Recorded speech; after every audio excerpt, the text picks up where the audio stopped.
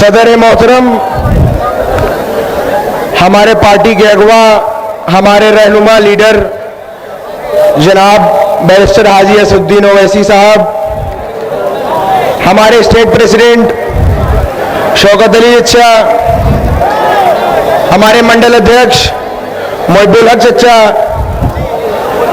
हमारे जिला अध्यक्ष शाह आलम चचा और भी हमारे पार्टी के जितने पदाधिकारी हैं यहाँ पर मौजूद, बड़े बूढ़े बुजुर्ग, हमारे नौजवान साथियों, अस्सलाम वालेकुम और आदाब।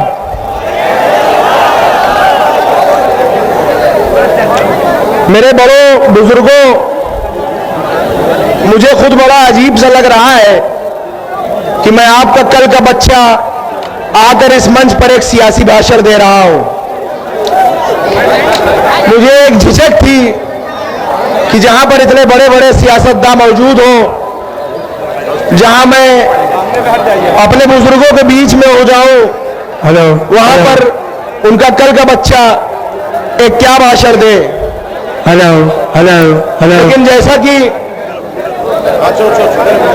जैसा कि मैं एक सियासी घर में पैदा हुआ और बड़ा हुआ, जो कि मैं एक तालिबे इल्म हूं, अभी एक स्टूडेंट हूं, लेकिन सियासी माहौल में रहा। और एक बात कहा जाता है कि मछली के बच्चे को कभी तैरना नहीं सिखाया जाता।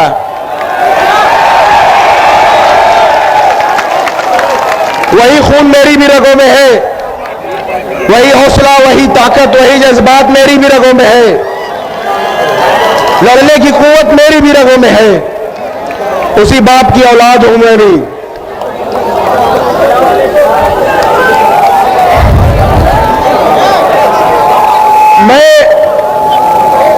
आज जो मैं देख रहा हूं, और से सुनिए मेरी बात, बहुत जरूरी बात है ये।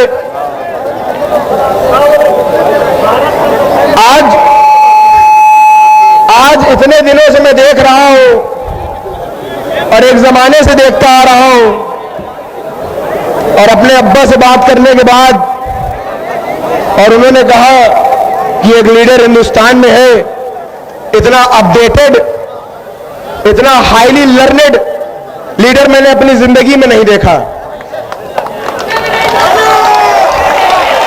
इतना अप टू डेट रहने वाला लीडर मैंने अपनी जिंदगी में नहीं देखा। अमान, उसको दो नहीं देखा। एक निजी वाकया बताऊं तो जब अब्बा जेल में थे, अभी गुजरात जेल में पहुंचे, उनको महज 2 साल से वो जेल में है गुजरात में। तो जब से वो गुजरात जेल में है, वो 2 ही चीज लाने को कहते हैं। एक अर्तुगरुल की सीरीज ले आ दो, कहते हैं कि एक अर्तुगरुल की सीरीज ले आ दो, और जनाब असदुद्दीन ओवैसी साहब की स्पीचेस ले आओ। यहां तक कि ये जुनून उनकी स्पीच को सुनने का कि जो जब सांसद थे उस समय के जो अब्बा के पीए थे, उनको दिल्ली में कहलाया कि जब मैं सांसद था और उससे पहले उस जमाने के जो असदुद्दीन ओवैसी साहब की स्पीचेस हैं वो मुझे पेन ड्राइव में करके जेल भेजो, ये तक कहलाया गया। तो जब मैंने अपने अब्बा की बात सुनी, असदुद्दीन ओवैसी साहब के बयानों को सुना, स्पीचेस को सुना, तो यह एहसास हुआ मेरा भी जो इल्म है, जो अक्ल इजाजत देती है, उस हिसाब से हमें समझ में आया कि हम आज तक ठगे जा रहे हैं। आज तक हम ठगे जा रहे हैं। जैसे कि कहा जाता है कि तुम्हारी फाइलों में गांव का मौसम गुलाबी है, मगर ये आंकड़े झूठे हैं, ये दावा किताबी है। समझ लीजिए कि इसी तरह से हम लोग ठगे जा रहे हैं और झूठ बोला जा रहा है। हम तो वो है जिन्होंने इतने साल वोट दिया है, हमारे आपके बाप दादाओं ने इनको वोट दिया है। अगर आज हम खुद वोट मांगने की बात कर रहे हैं तो हम क्या जुल्म कर रहे हैं? क्या जुल्म कर रहे हैं बताइए? अगर हम वोट मांग रहे हैं तो हम गलत कर रहे हैं। हमारे साथ अगर हमारे हिंदू भाई, मुसलमान सब साथ में हैं, हिंदू भाई हैं, सिख भाई हैं, ईसाई भाई हैं, उनको ये पार्टी अगर मौका देने की और उनको हिंदुस्तान को कॉन्स्टिट्यूशन पे चलाने में दखल देने की बात करती है, और सबको लेकर साथ चलने की बात करती है, तो अगर हम आजादी के 75 साल के बाद अगर हम अपना हक मांग रहे हैं तो क्या गलत कर रहे हैं? बहुत से लोग यहां उत्तर प्रदेश में और भी जगह हिंदुस्तानों में हमको कहते हैं वोट कटुआ। सुनिएगा, हमको कहते हैं वोट कटुआ।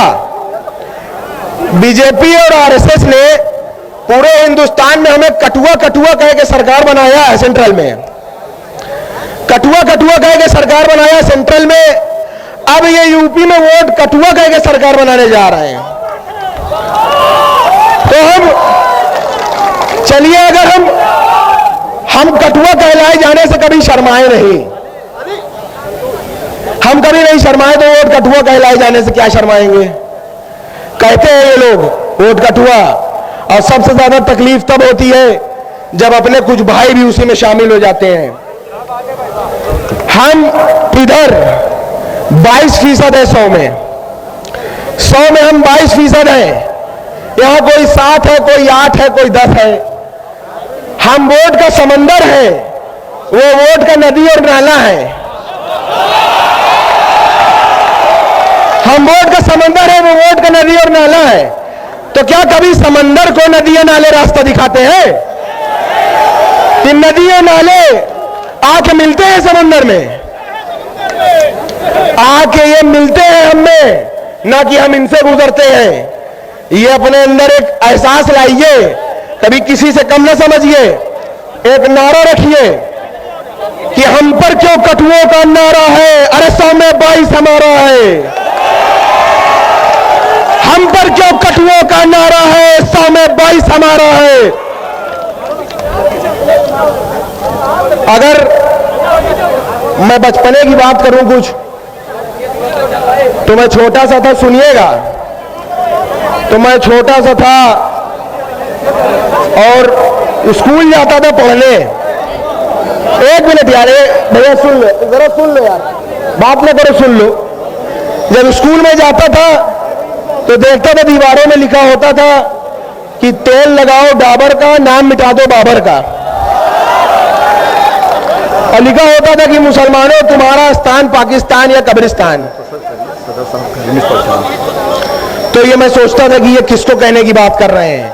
मैं स्कूल जाता था तो पढ़ता था कि बाबर तो एक राजा था, औरंगजेब एक राजा था, ये किसको इशारा करने की बात कर रहे हैं। बाद में मुझे एहसास हुआ कि ये हमें इशारा करते हैं। और यही लोग जो हमारी माँ बहन बेटियों को बेवा करने की बात करते हैं, अगले ही पल हमारे हिमायती बन के तलाक की बात करने लगते हैं। ये कहां करे वहां से बताइए, इन पे कैसे भरोसा करा जाए? आप खुद सोचिए कि एक तरफ हमारी माँ बहनों को बेवा कर रहे हैं, दूसरी तरफ तलाक की बात कर रहे हैं। यकीन करने लायक है कि नहीं है ये लोग? आप बताइए। और हमसे बड़ा देशभक्त कौन है? हमारे पास चॉइस थी, चाहते तो जा सकते थे। कौन है हमसे बड़ा देशभक्त? चॉइस थी, हमारे पास जा सकते थे लेकिन रुक गए। हम वो नहीं है जो कराची चले गए, उनमें से नहीं हम रुक गए। चाहते तो चले जाते बाप दादा हमारे, लेकिन नहीं गए, रुक गए। और हमारी पुश्तें यही दफन होंगी इंशाअल्लाह इसी मिट्टी में। ये हमसे वफादारी का सबूत मांगते हैं, वफादारी का सबूत मांगते हैं ये लोग। और ये भी सुन लें कि जरूरत पड़ेगी तो इसी मिट्टी के लिए कुर्बानी भी देने को हम हाजिर हैं, कुर्बानी भी देंगे हम। और हमारा मजहब भी सिखाता है कि जहां रहो उसके वफादार रहो, वफादार रहना जरूरी है। और ये अब्बा ने तब भी कहा था कि ये लोगों, ऐ सियासतदारों सुन लो, हम सीने पे गोली खाएंगे, मुरली मनोहर जोशी तुम सीने पे गोली नहीं खाओगे। ये अब्बा ने बोला था।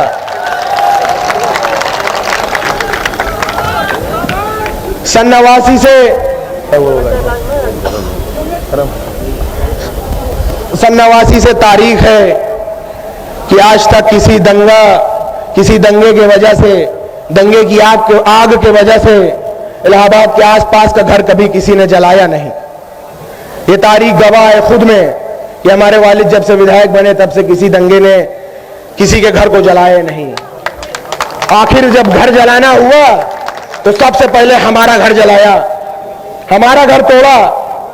हमारा घर पूरा तोड़ के एक कर दिया, और ये तोड़ के ये हौसला तोड़ना चाहते हैं। इस बात को समझिएगा। ये कुछ कर ले, इन्होंने घर हमारा भले तोड़ा, लेकिन उन्हें हमारा हौसला नहीं तोड़ा, हमारी हिम्मत नहीं तोड़ी। वो बस एक ईंट की दीवार ही पहचान पाएंगे, बस न बसा न पाए एक घर जो वो घर क्या जान पाएंगे। हमारे हौसले की छांव में एक शहर बसता है। मेरे बच्चों को भी टूटी छतों का डर नहीं होता। तुम उन लोगों के साथी हो कि जिनके अनगिनत घर हैं, मैं उन लोगों का साथी हूं कि जिनका घर नहीं होता। हमारा वक्त आएगा, सुनो सच्ची कहानी है। हमारा वक्त आएगा, सुनो सच्ची कहानी है। हमारे और बदले की रिवायत भी पुरानी है। तैयार रहना कि एक एक ईंट जिस हाथों ने गिराई है, तैयार रहना कि एक एक ईंट जिन हाथों ने गिराई है, एक एक ईंट उन्हीं हाथों से वापस लगवानी है।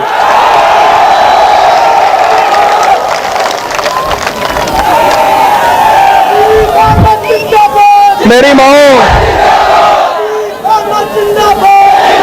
माँ से कहा मैंने, मेरी माँ से कहा मैंने कि अब्बा ने जुल्म के खिलाफ आवाज उठाई। आज 26 साल से उन्हें जेल में देख रही हैं। मेरे चचा को जेल में देख रही हैं। मेरे भाई को, अपने बड़े बेटे को जेल में देख रही हैं। कल को मुझे इस लड़ाई में शहीद होना पड़े तो आंसू न बहाना। तो उन्होंने जवाब दिया कि तुम्हारे बाद मेरे 3 बेटे और हैं, और उसके बाद मैं अपना आंचल फाड़ कर इसको परचम बनाऊंगी, लेकिन अल्लाह के सिवा किसी के सामने सर न झुकाऊंगी।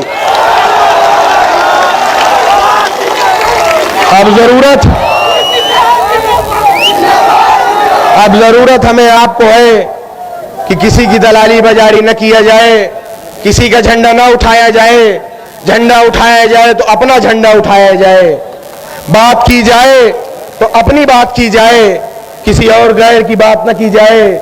हमारे साथ अगर हक पे चलने वाले लोग हर तरीके से जुड़ने को तैयार हैं, तो हम वो लोग हैं जो हक के लिए जान दे सकते हैं, एक पल को नहीं सोचते। हम उनमें से हैं। आज के बाद ऐसा करिए कि कोई नेता ये न कहे कि जाओ लग जाओ काम करो। नेता ये कहे कि हमारे साथ जुड़ जाइए, काम कर लीजिए। ये ताकत बनाइए, अपने अंदर इकट्ठा होने की ताकत बनाइए। बहुत बहुत गुजारिश है आपसे कि इस संगठन को मजबूत करिए। और अब हमारी अम्मी अब्बा के भेजे हुए खत को पढ़ेंगी, जो अब्बा ने साबरमती जेल से अपने अवाम के लिए भेजा है। अस्सलाम वालेकुम।